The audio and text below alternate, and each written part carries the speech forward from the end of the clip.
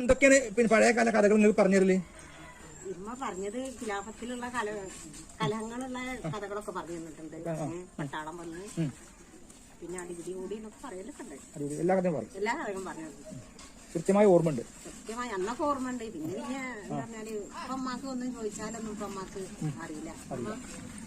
ആദ്യം ആംഗ്യഭാഷയിലൊക്കെ ഇപ്പൊ ഒരു 6 മാസത്തിന് മുമ്പ് ആംഗ്യഭാഷയിലൊക്കെ കാണിച്ചു മക്കളൊക്കെ വരുമ്പോ എന്താ വർത്താനൊക്കെ ആംഗ്യഭാഷയിലൊക്കെ ഉണ്ട്. ഇപ്പൊ 6 മാസമായിട്ട് സംസാരിക്കില്ല.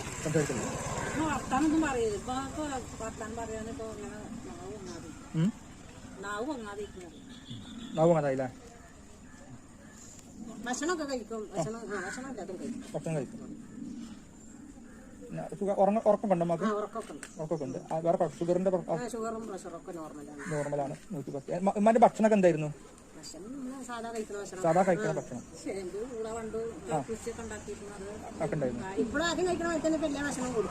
അത് 110 വയസ്സിൽ ഉമ്മാക്ക് ഷുഗർ ഇല്ല. അങ്ങനത്തെ പ്രശ്നങ്ങളൊന്നും ഇല്ല, രോഗങ്ങളൊന്നും ഇല്ല. ഒരു ആസ്പത്രി കൊണ്ടുപോയത് എന്നാ? ആസ്പത്രി കൊണ്ടുപോയിട്ട് ഇപ്പൊ 3 മാസം 4 മാസമായിട്ടുണ്ടാവും പനി ഉണ്ടായിട്ട് കൊണ്ടുപോയത്. അല്ലാതെ വേറെ മരുന്ന് കുടിക്കണ്ടാവും? ഒരു മരുന്നും കുടിച്ചിട്ടില്ല. എപ്പോഴേലൊക്കെ ഓരോ